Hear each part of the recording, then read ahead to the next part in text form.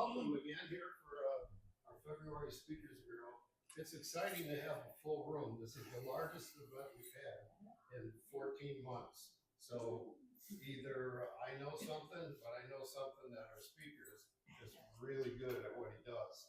I heard about him at the Edina Center. And they said we have this guy that remembers everything in the world, like 1492. I said, really? Well, either that's a story or that is a story, and we'll hear about the story. But Bob's actually an author as well of Remembering the Room, how to remember everyone you meet at an event. We've always been at a wedding or party or something like that. You meet 2 or 3 people, and the one thing I remember when somebody told me that if you meet somebody and you shake their hand, you should not release their hand until you remember their name. And well, that's a nice idea, but good luck with that. So Bob learned his memory skills as a professional magician for 12 years. So maybe he'll have us all disappear at the end. And he often remembered names of everyone in the audience. So now he teaches memory methods focusing on name recall. So let's welcome Bob Miller. All right. Thank you, Jerry. Appreciate it. All right. Good. Hello. I would like to personally greet each person here today. I would like to welcome Anne and Carmen and Joanne. Joan, there we go, Joan, and Jerry with a G, and Judy, and Liz, and Carol, and Susan, and another Judy, and Cheryl, and Heather, and Annette, welcome, and Lynette, like French, Lynette, I got that. Okay, and let's see, and we got Victor, and I've got Kathy with a K, and I've got, let me see. Don't tell me, I'm going to come back to you, okay? All right. And welcome also to Dennis and Elaine and Charlotte. Welcome. And I'd like to welcome Kitty and Young and another Arlene and Sharon. Good to meet you. And good to meet you, Fitz. And good to meet you, Joanne, right? Good to meet you, Irene. She was one of the first people I met here. And there's a Sandy, welcome. And Doris, good to meet you. And we're gonna, and there's the other Arlene right there. Hello, welcome. And hello, Betty, good to meet you. And we got one more. Is it Sandy or Anne? Joan? Joan, there we go. 1 out of 28, I got wrong.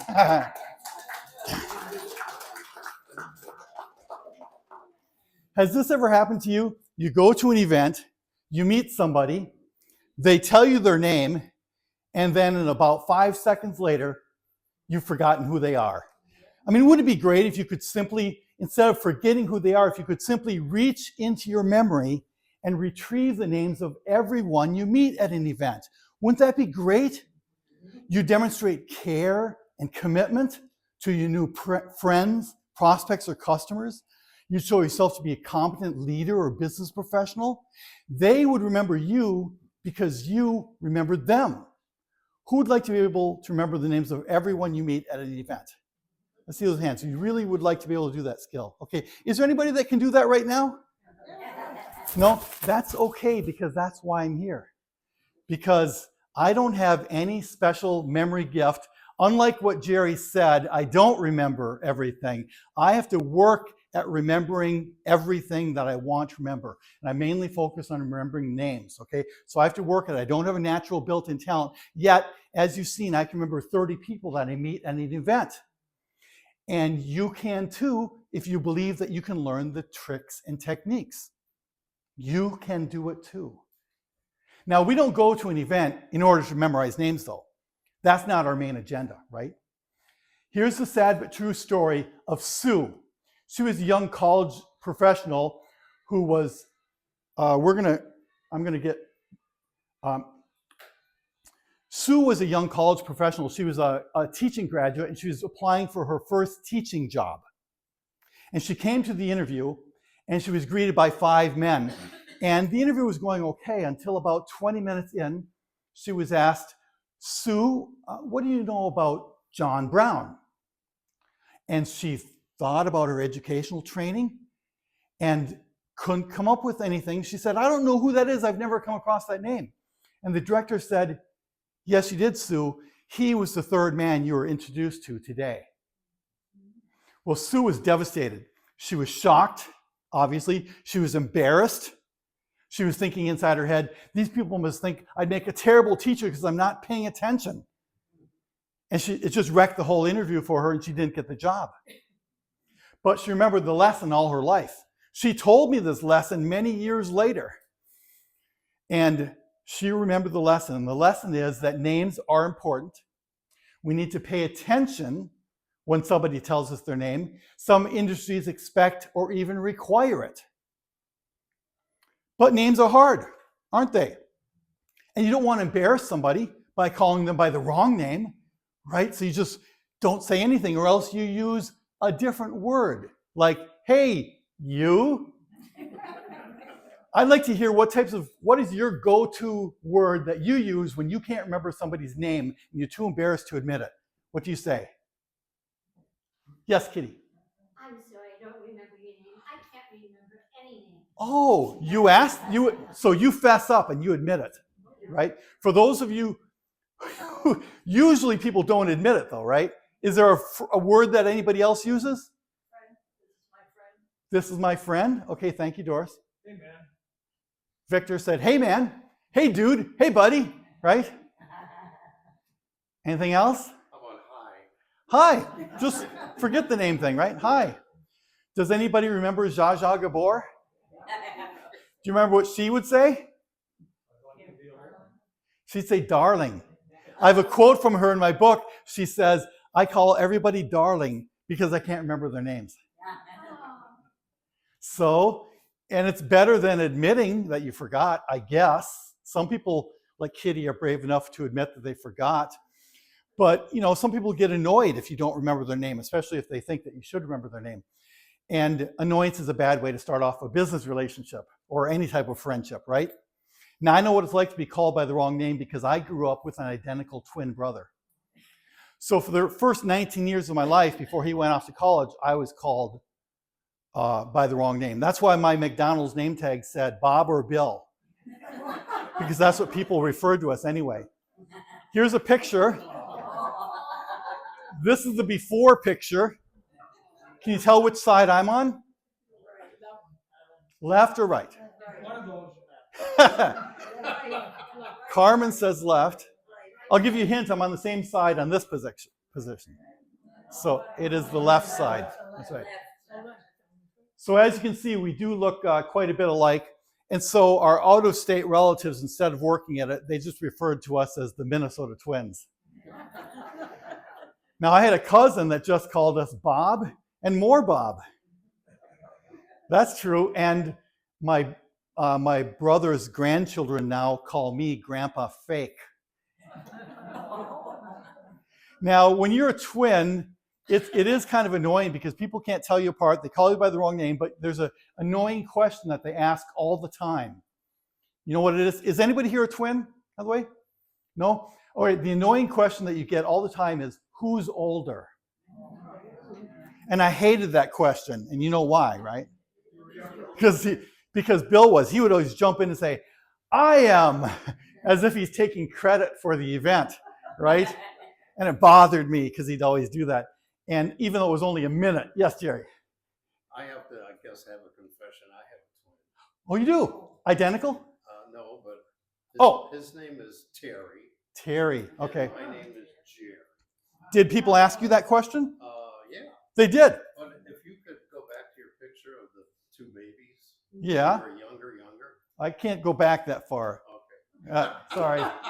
This thing doesn't back. Well, anyway, you had a picture there of you and your brother. Yes. And your brother had a longer face. Uh-huh. And you had a more rounder face. All right, that's enough, Jerry. That is what I heard. I've heard that my whole life. Well, I have a picture of you in my album, family album, because that's what they said about myself. That's what they said about you, too. So we can right? understand who you are, because you have a rounded face, and your brother has a long. So they say. Yes. Well, because he was the oldest, he was named after our grandfather. So he was given the name William T. Miller II. And he was very proud of that. He would sign his name all through high school, William T. Miller II, and then he'd do the Roman numerals, zoop, zoop, zoop, like Zorro marking his territory. Oh, that bothered me my whole life, And now that I work for him too, he thinks he's the boss of me still. So anyway, when I married my sweet Becky 4 years ago, I discovered that I could change my name for free. So I changed my name to Robert D. Miller III, just to outrank him. My brother couldn't believe it. I had to show him a copy of my marriage certificate. He said, "You mean you changed your name just to annoy me?" Yes, I did. That's right. Well, anyway, so I had problems with the name, but let's talk about the why. I mean, we know there's a lot of good reasons for remembering names, but let's talk about a felt need that we have in society right now, okay? I've got some stats up here. These are talking about people feeling a lack of companionship. There's the Michigan State study, the yellow one there, says that about 33% of adults feel like they lack companionship, okay? The red study, that's the Cigna group study, 57% of the people there said that they were reporting regular loneliness. The other one, the green one there, says that post-COVID, of course, everybody's lonely during COVID, right? But post-COVID, people are like 25% lonelier, according to that study. And then the blue one, the Harvard study, says that adults, 21% of the adults report that they have serious feelings of loneliness. That means there's a need out there for making a connection with people, right? So we can be brave about calling them by name. Now, even your dog likes to hear her name, right? That you may be saying, "Be good, Ginger, don't jump up on the furniture, Ginger," but all Ginger hears is blah, blah, Ginger, blah, blah, blah, Ginger, right? Because the dog loves to hear her name, and she knows it, right? Exactly. Did you know that something happens in your brain when you hear your own name? Now we're going to talk about some other studies. The green study up there talks about brain activity. Something happens in your brain. If somebody is using your name regularly, it makes the conversation 20 to 30% more engaging, right? When I comment to you, when you make a comment and I call you by name, you like that, right, Jerry? Yes. Yeah, people like that. The frequent name use results in feelings of, that's the blue one, feelings of closer. People feel closer to everybody. In education, teachers who regularly use a student's name get a better result. They get a better feedback, 25% more participation. The students can't just be anonymous in the back of the room. They call them by name. And then the yellow one this is the great one. This is a Harvard sales study that says that the salesmen who regularly use names result in 16% better sales, and they have a 25% higher satisfaction rate. The customers are more satisfied. People like it when you use their names. So there's lots of good reasons. Now, you may have some personal reasons yourself why you're interested in being here. Maybe maybe you've got a book club that you belong to, or maybe you've got a church group, or maybe you come here for different events, or maybe when you go to the Valentine party, you want to be able to remember the names of everybody you meet there. I heard there's only 50 guys in this building. So the women want to remember who those guys are, right? Or the St. Patrick's Day party that's coming up. You might be meeting some new people, but wouldn't it be great if they said their name? And then you walk around partying, you call them again, you say, oh, that's right, Joan, got it down now, right? Sometimes it takes 2 times, but then you get it down. Sometimes it takes that mistake to do that. But wouldn't that be great? You're at a party, you meet somebody. That is very fun. My daughter had a housewarming party, and she had about 8 of her friends over there, and then Becky and I were there, and I asked each of her friends their names, and make sure I greeted them, and one of them had a Japanese name, and so I asked him how to spell it and stuff, and then before Becky and I left the party, I said goodbye to each person by name, because I not only want to make a good impression about myself, but I want to make a good impression for my daughter. Say, oh wow, their dad really values her friends. Isn't that nice? Okay. Well, those are the stats. Let's talk about how I got into this. I did not, try to become a name trainer, a memory trainer. I got into it accidentally. I was a professional magician. For 20 years, I lived in Rochester, Minnesota, and I did magic shows all over the place. I did company parties and church groups and birthday parties, and I worked in restaurants doing tableside magic. Now, when I would go to a corporate event, they would hire me to do some walk-around magic before dinner. During the cocktail hour, I'd just be doing close-up tricks. Then after dinner, I would stand up front and I'd do a show. They're all seated and I perform. And I used to never ask people their names because what was the point? I was never going to see these people again, right? So I didn't ask them. But I came to this one event in Mankato and there was less than 20 people there. There might have been 13 or 14 or 15. And so I just decided to be friendly.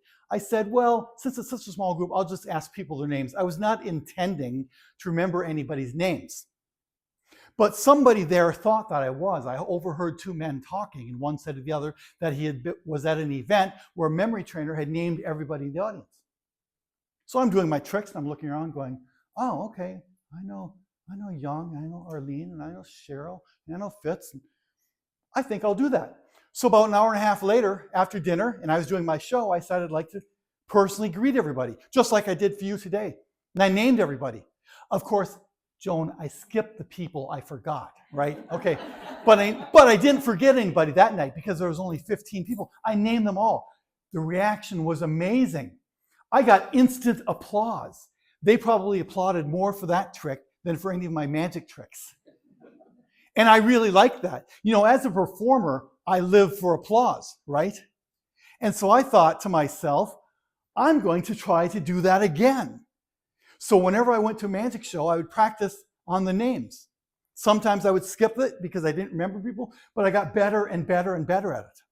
I would do 20, 30, 40, 50, 60, 70, 80, 100 people. I'm telling you the truth, when I was performing for the Dry Riders group in Hinckley, Minnesota, they had a 2-hour reception. There was 100 people there, and I named them all, which was great, but boring, because it took a long time. Now, on my website, you can see a video of me recalling the names of 80 people when I was at a magic show. It's an old video, but that's okay. I really did 80 people, and you can do that too. So that's how I got into that. Now, let's talk about how. How do we do this, right?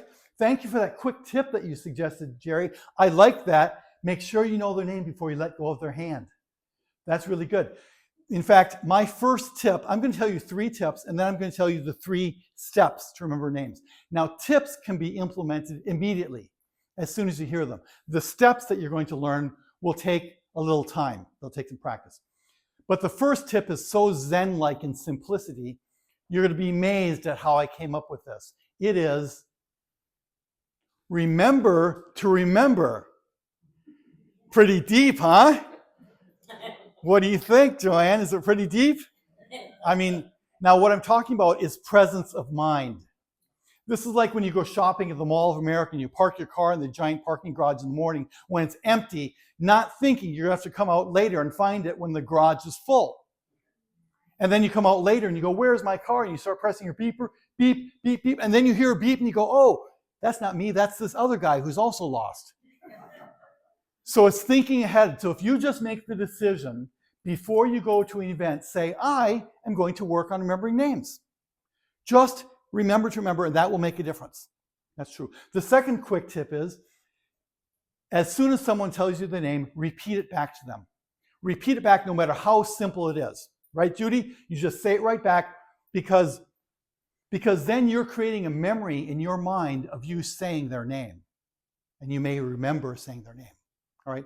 And the third quick tip is review. Review is necessary and it is required. This is not like a magic formula. You know the 1, 2, 3, and then you can do it all the time. Okay. This takes practice. So before you leave an event, you look at each person you met and see if you can recall their name again. Okay, Anne. Okay, Carmen. Okay, Joanne. Okay, Lynette, the French woman. Okay, and Heather. Right. So you review the names. Or if you go to a networking event, you might collect business cards. Remember going to networking? And a lot of business cards don't have pictures on them, do they? But you look at the name and you try to recall what the person looked like, and that will help you to lock it in. So when you see them again, that will help. So that's 3 quick tips. But now I'm going to get into the actual teaching about how to do this. Now, what I'm going to be teaching you today all comes from my book, Remember the Room. And this is a great book because it's got just every 2 pages is a new story or a new lesson. And I purposely made it in 14-point font so I could read it too, without my glasses. But we have a problem with names, and that is that we are trying to create a formula that does not equate. And the formula is name equals face. Everybody says to me, I'm so bad at remembering names. Well, that's because name does not equal face, because a name is a nonsense word and a face is an image. And a word does not equal an image. What is a Michael? What is a Sally? What is a Lisa? They're not nouns, they're words with no definition, right? And so we need to convert that word into something else that we can remember, okay? And we're going to do that with these 3 simple steps, okay? Look, listen, and link. Now, what I mean by that is that you look at the person, you listen to their name, and then you mentally link them together. Look, listen, link. Well, that sounds pretty simple, right? I mean, especially the first part. Look, everybody can look, right? Well, not really. You know, in this culture, we don't really look at people. Our church has a greeting time every week, every Sunday morning. We have a greeting time. So one Sunday, I shook hands with the man and I said, I'm Bob Miller. What's your name? And he said, I'm Sam. So I looked at him because I wanted to remember him in case I saw him at church again. We're a big church. I might not ever see him again, but I looked anyway. After church, my sweet Becky and I went to Menards. So did Sam. There he was, walking down the aisle right towards us. It was such a funny coincidence. I waved real big and greeted him like we were old friends. I said, hi, Sam. You know what his reaction was? Think you remembered me? You know how people wave and keep on walking? That's what I got from him. Because he obviously hadn't looked at me. He saw me less than an hour ago, right? And so when you look at somebody, you need to really look at them and study their features as if you had to describe them to a police sketch artist. Look at their head, look at their body, look at their features, their eyes, their ears, their nose, their hair. Look at their skin for scars, moles, tattoos, or piercings, and choose something striking. Okay, you should choose the most striking feature that you see on them, because if you see them again later, that's going to be the first thing you notice, right? For example, if you looked at me, you might notice that I'm follically challenged. So you might say that. All right, now I know maybe in a building like this, you might meet a lot of people like that, but that might be a feature that you might want to choose. Okay, so you choose the most striking feature so that you can get that. That's the first step. The second step, of course, is listen. Now, names are hard. Michael, Sally, Lisa, they're nonsense words, right? So what we need to do is convert the name into an image that we can remember, something we can imagine in our mind. And this is oftentimes the hardest step, okay? So you can convert the name or even part of the name, okay? I didn't have to remember all of Charlotte's name. I just had to remember the first part, okay? So if somebody says that his name is Michael, you could imagine a microphone. If someone says that her name is Sally, you could imagine a salad. But what kind of salad? You should really see it in your mind's eye. Is this chef salad? Is it a taco salad? You want to really see it. Don't think of the word salad. Think of the picture salad. If someone says her name is Lisa, you could imagine a dog leash. Well, what kind of dog leash? Is it red? Is it cord? Is it made out of chain? Now, the substitute name image that you use does not have to rhyme. It does not have to start with the same letter. For example, I remember the waiter at the Mexican restaurant is named Elvis because I just imagined him bringing me a guitar. So choose whatever works for you, because this is not a sounds alike system. This is a reminds you of system. So whatever works. Now we've done two things. We've looked at their face and we've chosen a striking feature to make it more memorable. We've heard their name and we've converted it into an image, an object that we can actually visualize.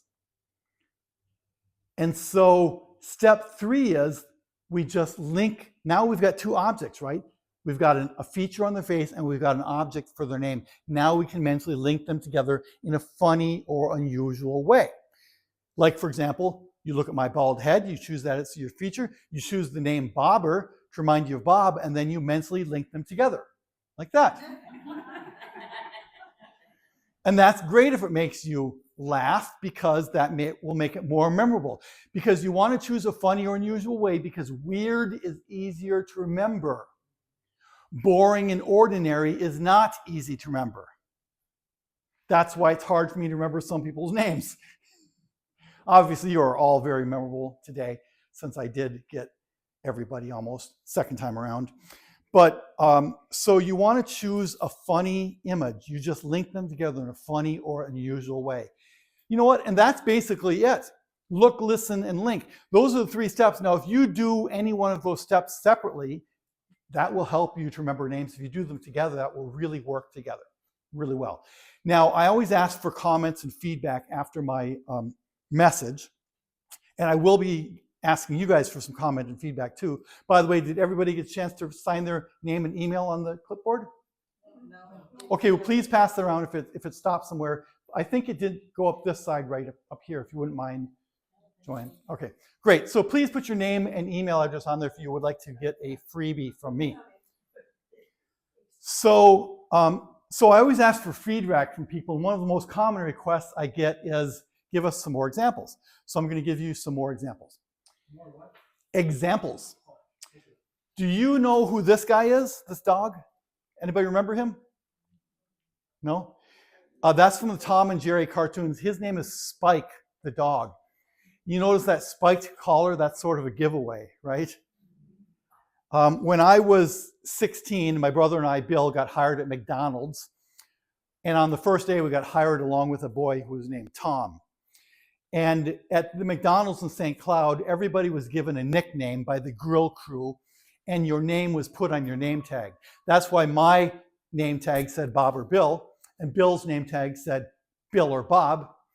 And Tom was given the nickname of Spike because he was short and stocky, his neck was as thick as his head, and he had sort of a bulldog face, and the name really stuck with him. We called him Spike all his life. That was 50 years ago. We're still calling him Tom. I even heard his mother call him Spike. Okay. So anyway, that is Spike. That is a name symbol. That Spike collar is a name symbol, a name image. Now, here's another name image. This is angel wings. This is the name image that I use if I meet a woman named Angel or Angela. I was at a networking event and I met a woman with long, straight blonde hair going down both sides. It was really like white hair going down both sides of her head. And she was standing underneath a light, so she had kind of a halo on her. And this is the image I use for the angel wings. And I imagined these angel wings on each side of her head. And I said to Angel, I said, I will never forget your name because you're perfectly named. Your name matches the image that I use. Now, that isn't always the case, but in this case, it was. I'm going to tell you more about them in a little bit, but let me give you some other name image examples. This is a Bic pen. This is the image that I use for Becky. Now, you can use whatever image you want, but my wife's name is Becky, so if I ever forget, I just imagine the Bic pen. But this is the image that I use for Becky. This is a mirror. My wife has a daughter named Miranda, and this is the image that I use for Miranda. Mirror, Miranda. See how I got that? Okay. And here's one more. You know what name that is? That is Sally. See, you're learning already. One of the hardest things to do is to think of an image for a name. Like I had never met a Victor before. I don't have that name in my database, but I will now because now I can imagine somebody standing up victoriously like on the top pier in the Olympics. He's the victor, right? So you have to convert the name to image, and that's one of the hardest things to do. So let's play the name game right now. If you want, I will tell you what image I used for your name. You might not want it though. One time I was doing a presentation for a woman and her name was Liz. And I told her the image that I used for it and she didn't like it. I said, for Liz, I think of lint brush. I don't know, I think lint, Liz, whatever, you know. And she didn't like that because she thought that was very unflattering. I said, well, that doesn't have anything to do with the way you look. It's just what I use to memorize your name. So if lizard, you know, lizard is a great one, isn't it? But that's not flattering either, is it? No, but it was my nickname. Okay, great. Yes, that's a wonderful one. In fact, I'm going to change it. I'm going to use lizard now. I like that better. So if you want me to tell you what image I used, raise your hand. I'll tell you. Okay. Heather the feather. I just imagine that feathered hair like that. Did you raise your hand? Anne, I think of the Raggedy Ann doll. That's what I use. Who else wants to find out? Cheryl. Cheryl, I think of chair. Chair. See chair? See how I got that from there? Cheryl. And who else raised their hand? And there's Sharon. I use the same image. I got to do this. That's why I called her Cheryl before. Cher, because I said, okay, Cher. It's like Cher. I got to come up with a better one for Sharon. Yes. Oh, yes. Yes, I will. Kathy. Yes, Kathy with a K. For Kathy, I use cat. Natural, right? Right. Lynette, net. Could be Lynette, right? Could be Annette. That's why I called you Annette the first time too, right? Victor, victorious Olympian standing on stage, right? Kitty, see, we got another kitty. You're just like a little cat, right? I thought of kind of a purple kitty because you got kind of a purple tinge in your hair. Yes. Who else wanted to know? Anybody else? Okay. Oh, and there we've got Sandy. Well, sand.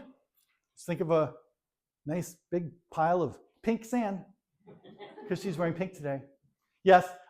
Irene, right? I think of a ring. Irene ring. See how I got that? Okay, well that's enough. Well, I'm going to move on. But I will tell you about Charlotte, okay? Because I mentioned her. I thought of Shark and Charlotte, and I associated that with her. So that's the hardest thing. But once you do this, you practice at it, you're going to get a whole name dictionary. So as soon as someone tells you the name, you instantly know what image to use. It'll be faster the more you practice it. Okay? All right. Well, let's talk about something else. Let's talk about what prevents us from remembering names. When I told you that I could remember more than 40 people when I meet them at an event, how many of you had the feeling or the thought in your mind that you could not do that? You had doubt in your mind. Of course, almost everybody has a doubt in there. That's called a self-limiting belief. A self-limiting belief holds you down. It chains you down because if you didn't think that you could do it, why would you even try? Right? There was a point in my life, in my magic career, where I didn't think that I could remember more than 40 people. And so if I was performing for an audience of more than 40 people, I wouldn't even try. I gave up because I said, no, I can't do it. So self-limiting beliefs hold you down. You need to identify what those beliefs are. That's easy for you to say, right? So you need to identify what the self-limiting belief is and deal with it. I had this at my own point. I didn't think I could remember more than 40 people. The Eagles in the song Already Gone have a line in the song that says, sometimes we live our lives in chains, not even knowing that we have the key. You do have the key, and the key is to believe in yourself and say, I think I can, I think I can. I believe it, I'm going to try. I'm going to try. And then if you do, you're going to get a really great experience. You're not certain if it's going to work for you, but you're going to go to an event and you're going to meet a lot of different people, and you're not going to be certain if the system is going to work, but you're going to be working on it. You're going to be looking at the features, you're going to be working on the names, and then you're going to be looking at and you'll be practicing it, but you're not going to know if it's going to work until after the event is over, right? And then later you see somebody, and you're not going to be certain about who she is, but you're going to see the striking feature, and that's going to remind you of the name, and then you're going to, and then the name image will remind you of the name, and then it'll be like, ding! A light bulb goes off in your head, and you say, I know you. And you're going to call them by name. And they're going to feel great, right? And you're going to feel great because you did something that you didn't think was possible, but you did it and it worked. And then you're going to know the system works, but it will only work if you give it a try first. Anyway, you can do this too. So let's practice it right now. You see that guy right in the middle standing between Bill and I, right here up on this page? That is Spike. Now, isn't that funny that none of you ever met him before, but you know his name? That is how that name image works. You imagine it, and it works. Wasn't that easy? That didn't take any memory, did it? That only took imagination. You know, if I ask people, do you have a great memory? They say, no. I say, if you have a great imagination, they usually say yes. Because this is not memorizing, this is imaginizing. Imaginizing. People will say, oh, I'm older, this doesn't work for me. I'm 65, okay? I know that my memory is not as good as it used to be, but you know what? Even though my memory is not as good, my imagination is even better. And your imagination doesn't fade with age. So if you can imagine it, it will work for you. Here's another person I'd like to meet. You know who that is? Angel. See the white hair on either side? Angel. I haven't ever seen her again since I took that picture of her, but she knew I took it for this lesson, okay? You never met her before, but the striking feature reminded you of who she is. Now let's talk about connecting striking features to the faces. Here's a model. What's the striking feature, would you say? Somebody suggest something. Eyes? Anything else? Hair. Yeah. Yes, she does have really striking eyes, but for me, I chose her hair because it was really easy. What object would you use to think of her hair? No, I'm not thinking of just an object. What does her hair look like? A nest. Who said nest? Doesn't it look like a bird's nest? That's what I thought of. Now, if you can choose a striking feature and convert it into an object, that makes it even easier, better. So striking feature is going to be the nest in her hair. Now, we don't know what her name is, but let's say if we had a name image, if we imagined a bunch of Bic pens in her hair, then what might her name be? Becky, right? What if you saw this woman later and you looked at her nest of hair, and then when you looked at her nest of hair, you imagined that you had a salad in there? What would her name be? What if you looked at the nest of her hair and she had a mirror up there? Miranda. That's the way it works. That's easy, right? Anybody can do that. That's the name system. Now, we know intuitively that it's great to remember names. We know it's good for business. We know it's good for personal relationships, right? We know that. It helps us, right? But why does it work? Why is it good? Is there a deeper, more important reason than just serving ourselves and getting another business prospect and another client? I think that there is. When I was 19, I was still living on my parents' farm in Clear Lake, Minnesota. And after church one Sunday, I ran upstairs to my second floor bedroom and I put on a disguise. A really good disguise. A long, dark-haired wig, shaded glasses. I darkened my teenage mustache and eyebrows with some mascara. I wore a ripped army vest with no buttons or sleeves, no shirt, a big gold medallion, ripped jeans, and I changed my voice. This is a simulation of what I look like.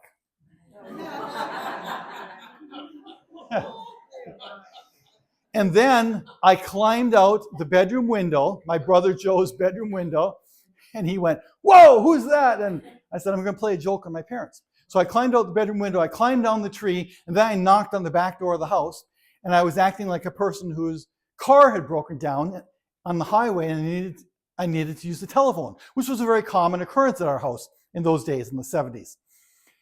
And so my mom was in the kitchen cooking. And I came in and said, "Hey, can I use the telephone?" Do you think my parents recognized me?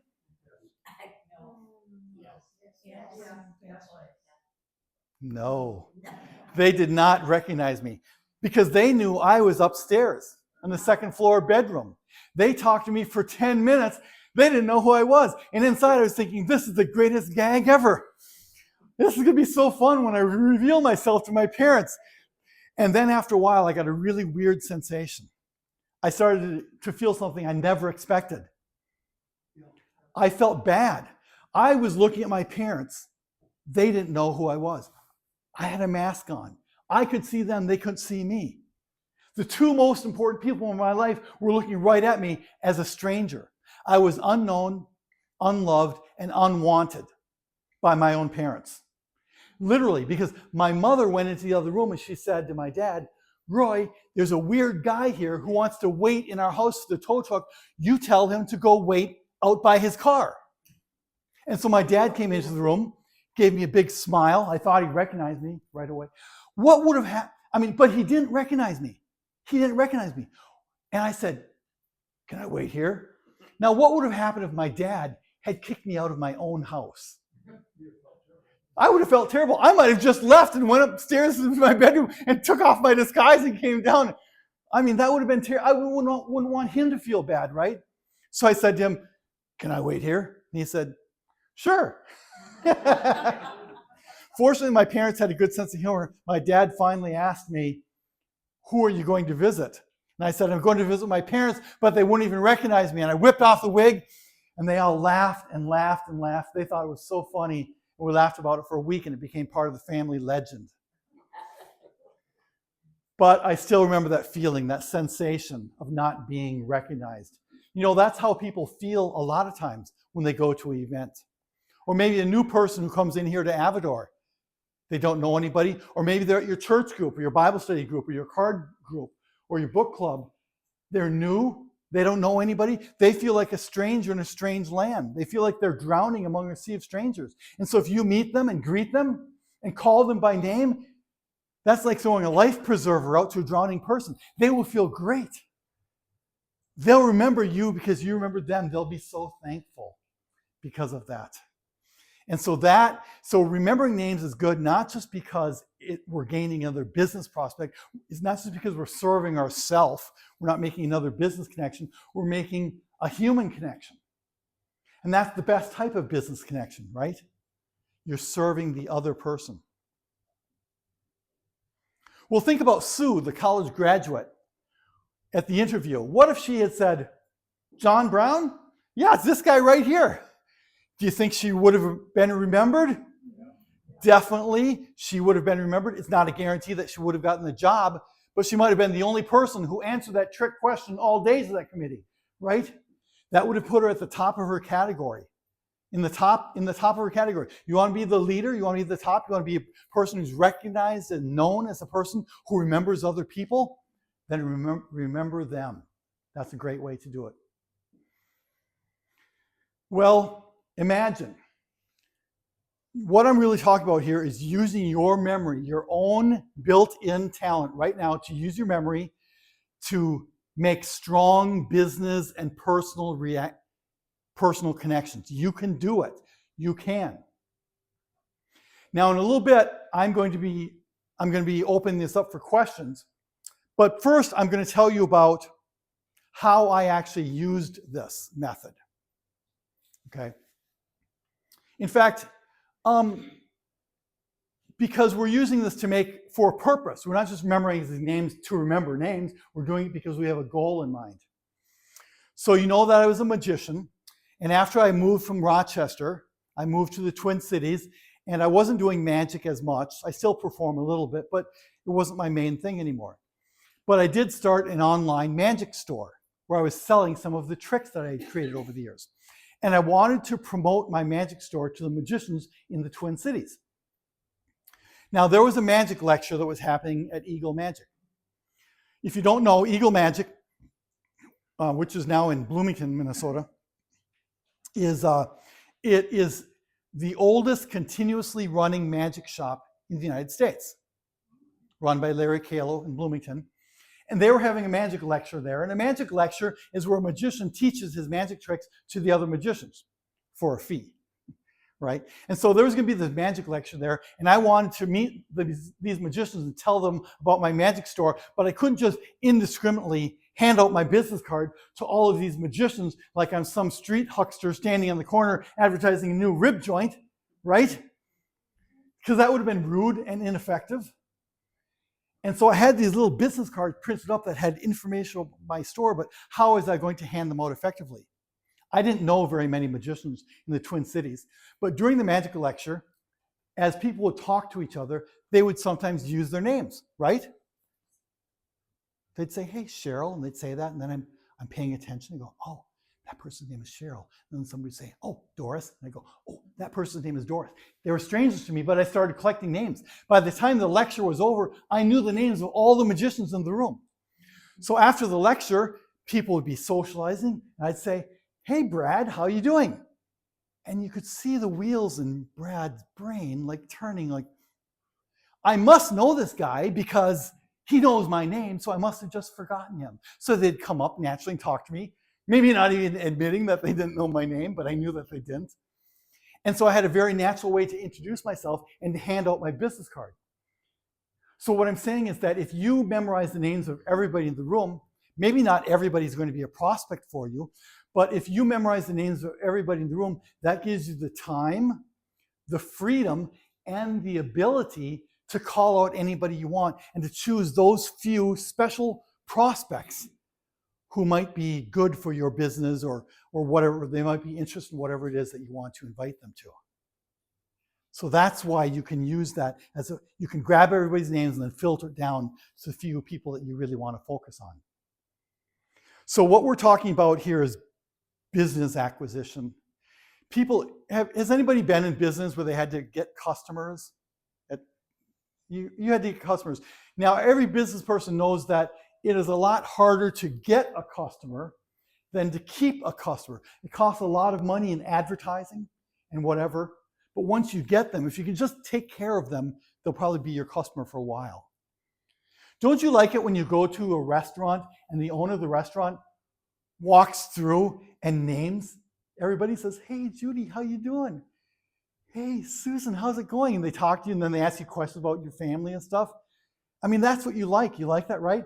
You like that. All things being equal, people will do business with the people that they know and like, right? And so that's why this name acquisition is free. You can do it for free. It doesn't cost much, but will help you to gain those customers or prospects or whatever it is that you need to get. So we've seen that the name is the key that unlocks the door to the business relationship. We've seen it. That's the way. Just grab that name. Now I'm going to give you guys an opportunity to ask some questions. And then after the questions, I've got one more final point that I want to make. Yes, Victor. Bill, I have two questions. Yes. What can I do to remember my own name? Yes. How do you remember your own name? I don't know. And then, how does the How does it work? How do you retain it, right?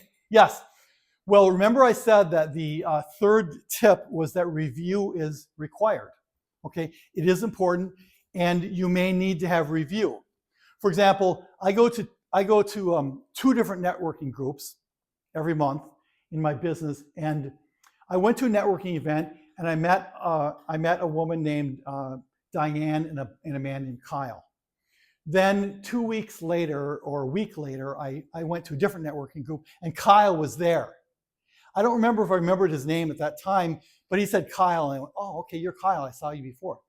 Then 3 weeks later, I was back at the first networking group, and Diane and Kyle were there. Who do you think I remembered? I remembered Kyle because I had that repetition built into it. And that's actually one of the slides I'm going to be talking about next. But yes, some type of review is necessary. Now, some people are memorable. You remember them, you might remember them 1, 2, 3 weeks later, but there's got to be something beyond just their features that makes you remember them, okay? But repetition is required, yes. Other question, yes, Doris.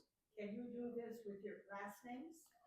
You can do it with last names. In fact, there was a famous memory presenter named Harry Lorraine, who I learned a lot of my memory methods from. And he grew up in the 40s and 50s and 60s when it was more of a last name society.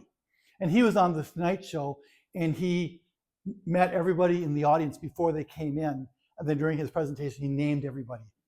He said, stand up, when I tell your name, or sit down or something. By the time he'd gone through the whole audience. But he was doing last names because that's the last name culture. So you could do it, okay? Can you do it if you want to, someone said my name is Mary Brown or whatever. Right. Can you do this? I can if I try. Sometimes I accidentally remember the names. Sometimes it just happens, okay? But I usually don't ask people their last names because I've been practicing all my life using first names. I've got a whole dictionary of first names. I got a whole spreadsheet that's got more than 3,000 names on it. That's got images that I use for first names. So I kind of work on that. But if you want to remember somebody's last name, you can still do this. Yep. But last names, you have to convert the last name or part of the last name into an image. You get that, right? Right? Okay. Any other questions? Yes, Jerry. I have, this is a terrific presentation today for a lot of different reasons. I have just 2 comments. Yes. Number one, besides you doing memory, the chart you saw with the person that had kind of spaghetti or whatever that was kind of locked in, so to speak, chained in. Okay. When you said that, The chain. Oh, yeah. brought me to a comment I saw yesterday, which actually happened today, because the skaters of the United States came in second to the Italians, I think. French, thank you. And today, this afternoon, when the commentary was, this is their last time because they've skated for 15 years now. Oh my. And they're married now, and this is the last hurrah. Mm-hmm. And this afternoon, the commentary said the young lady from, I think she's from Ann Arbor, maybe California, either or.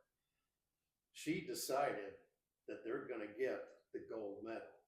And by your motivation of that slide, Mm-hmm. presenting people to, you can do it, Yes. they did it. That's great. Okay? Yes. So, Motivation is a big, big part of it. Yes. so I guess I'm throwing you another job or presentation you can do on motivation because you're really good at it. Thank you. My other comment is, I know all these people in this room, but I probably know about half the names because when you come in here, you're bombarded with 60 names. Yes. Yes. But I would challenge everybody tomorrow at the Valentine party Mm-hmm. to see if you can remember 5 new names Yeah. that you've seen for a year now. Great. It's already February, folks. Wonderful. And see if you can remember them. Well, okay, and that's the thing about name tags. Thank you for mentioning that, Irene, if that was you that said that. The thing about name tags is that name tags help you to not remember somebody's name because you use it as a crutch then. You look right at their name tag, okay? So that's why, even though I have my business card, it looks like a name tag. It's kind of ironic because I don't want you to use a name tag. I never use name tags at my events when I'm speaking or when I do a lecture. I'm going to move on about this now, okay? The point here is that imagine that you can remember everybody's names. Imagine that you can. You can do it if you can imagine. And I know that everybody here can imagine, right? Now, this is what's known as the curve of forgetting. You see, we have a problem, and the problem is that our brains leak, don't they? We don't remember everything. This curve basically says that after 2 days, you will have forgotten more than half of what you've learned if there's been no repetition.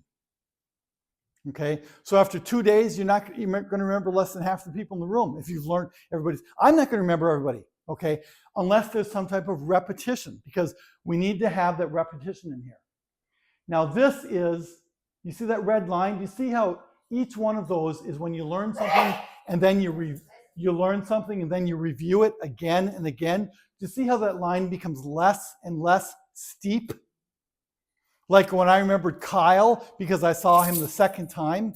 So that will help. You do need to have some type of repetition. So I have some things that will help you to apply this lesson. Okay, I'm going to give you 3 free practical ways that you can apply this lesson. The first is that you can subscribe to my free email course. Now, if you've put your name and your email address down on this chart, then I can subscribe you to the course. Okay, hopefully you wrote your name nice and neat so I can get you down. But then you can get the free course. It's only 20 weeks long. You get 1 email a week for 20 weeks. And it's not just about name recall. It's about any type of recall. Okay? And you can unsubscribe anytime, of course. The second thing is I've got some stickers that are on the back table that say be memorable. They're free. I want each of you to take one, please. And those stickers are to help you. Remember I said my first point was remember to remember? This sticker will help you. You place that sticker someplace to remind you. Put it on your door so whenever you leave your apartment, oh, remember to remember. Yes, that will help you on that. Okay. And the third point is practice this. When you go to your Valentine's Day event or when you go to the St. Patrick's Day event, work on that. Or even when you're watching TV or a movie. Sometimes I'll get done watching a movie, I remember the actor's name, but I won't remember the character's name because I haven't been applying this method. And you do need to apply the method for it to work. It's not automatic. So you can practice this. That will help you. Now let me tell you 2 other ways that will really help you to become a rock star in this. The first of these is that you should read the book. I only have 14 copies available, but it is also available on Amazon. On Amazon, you can get it in paperback. You can get it in Kindle, on digital format, or even in audio format. So you can practice, you can learn the lessons in the book. The second rock star tip is team training. Do any of you belong to a group or a company or an organization that needs to hear this? I provide different types of training. I can do one-to-one training for somebody who's really serious about it and wants to work on it. I can work on a small group. I can work with a whole team. I can do a single presentation or I can do a whole workshop. But do you belong to a church that needs to hear this? Okay? You just give me a call and we will talk about how we can make that work for you, okay? Because I would love to have more opportunities to offer this training for people, okay? So memory is your tool to make some life-changing connections. I'm going to put up a QR code on the screen now, and this QR code will, if you snap it with your phone, it will take you to my website where you can do a review, okay? Then we'll do questions. But if you have a phone, you take a snapshot of this. This will take you to my website, and in the review, you're going to be asked 2 questions. 1, rate this presentation from 1 to 10, with 10 being the best. And secondly, leave any comment that you want. How was it? Good, bad, or otherwise. Comments, questions, critique. That's it. That's all on there. That can be done anonymously. But if you leave your email address, then you can be automatically subscribed to my email message, and I won't worry about reading your email address on here. So if you go online and do that, then you can subscribe automatically.